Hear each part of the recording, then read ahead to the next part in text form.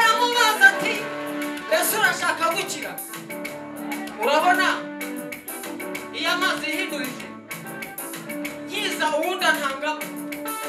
Yesu ati hoya sibyo nakubaje ubundi urashaka gukira aramubwira ngo reka nguha amakuru utari ufite kuri iyi nkombe hari abantu b'abakire inkombe zose barazifashe bashizeho abanyamaboko iyo amazi yihinduka ufite umurwayi Yesu arategetse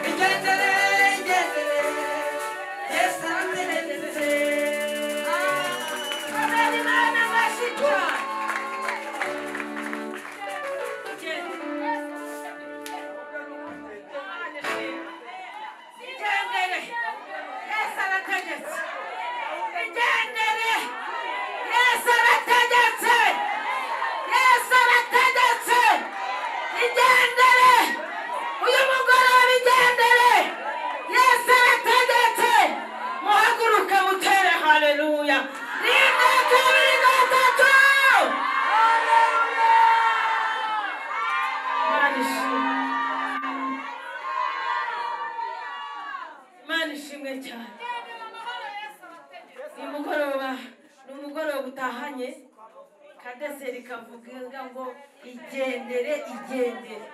Yesu arategetse Yesu ashimwe iki gitaramo utahanye amasezerano menshi ariko irisoje yose igendere Yesu arategetse tukirahagije sijabere na igendere Yesu arategetse Yesu nashimwe reka mbasabe rero muhaguruke tugeze ku musozo w'igiterane cyacu uyu munsi wa mbere w'iki giterane ariko tukagumya dushimira abashyitsi mwese mwabanye natwe Imana ibaha umugisha mwese n'abari hagati muri twebwe Imana yo mu ijuru ibaha umugisha itangazo rya mbere Yesu ni umwami uko yararejo uyu munsi bikazahora ibihe byose itangazo rya kabiri igiterane kirakomeje ejo dufite kuva isaa 8 kugeza isaa 12 ariko uzazinduke rwose kujya twihutishe amasaha nagiye kumva numvijwe rinini cyane